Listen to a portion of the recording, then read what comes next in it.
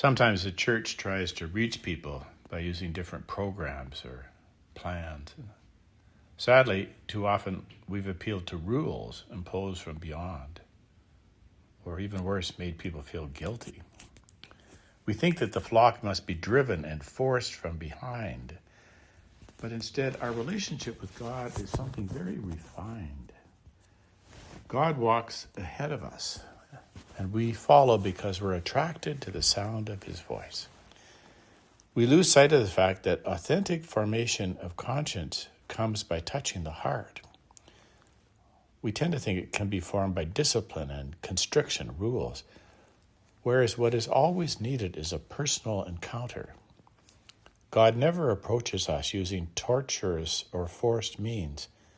The human heart is something very delicate and can't be forced.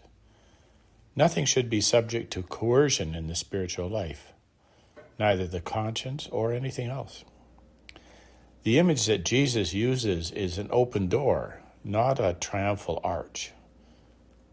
Rome has many triumphal arches which emperors pass through after big military conquests on their way to glory. This is not how God reaches us. Our relationship to God is a relationship that always involves a growth in freedom. And we know this from our own journey. Long periods in our life go by and we continue on our path, and then we hear something and it strikes us personally, as if it's meant for us. You see, we have an inner guardian of our hearts that opens only when it is spoken to in the right way and is ready to receive the truth. When this door opens, we're ready to leave our old ways and try something new. Jesus uses the image of the flock going in and out through this open door. This might sound like a movement of going back and forth to the same place, but it's not. To exit from one place is always to enter somewhere else. The goal of the sheep and the shepherd is always to find fresh pasture. And this can only happen because the shepherd has called us by name.